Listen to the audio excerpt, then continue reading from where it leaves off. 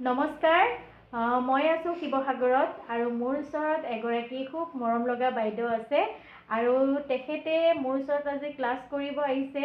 তেওঁ এগৰাকী টিচাৰ হয় আৰু তেওঁ স্কুলৰ কাম কৰি মোৰ ওচৰত আহিছে আৰু বাইদেৱে মোৰ কাৰণে ৰাতি বনাই থৈছিলে পিঠা আৰু তেওঁ মোৰ কাৰণে ইমান মৰমত আনিছে। থেংক ইউ ছ' মাচ।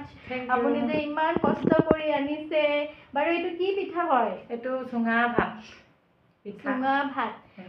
চুঙা পিঠা মই বহুত ভাল পাওঁ। চুঙা পিঠা দৈ আৰু ক্ৰীমেদি খাব পাৰে ন? Thank U. আপুনি যে মোৰ কাৰণে ইমান কষ্ট কৰিছে।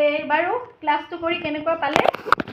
ক্লাছটো কৰি মই বহুত ভাল পালোঁ। মই বহুত দিনৰ পৰা SS বাৰটো বিচাৰি ফুৰিছিলোঁ আৰু আহি মই এই বাইদেউকে লগ পালোঁ। হঠাতে এদিন ফোনত দেখিলোঁ ফেচবুকত, পাই লৈ মই বাইদেউলৈ ফোন কৰিলোঁ।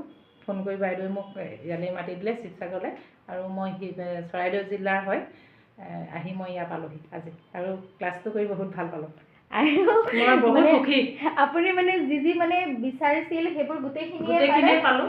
আৰু এক্সট্ৰা কি শিকিব পালে কওক? মোৰ পৰা কি শিকিলে আজি এক্সট্ৰা? বহুতেই শিকিলোঁ। কি বুলি ক'ম এতিয়া সেইটো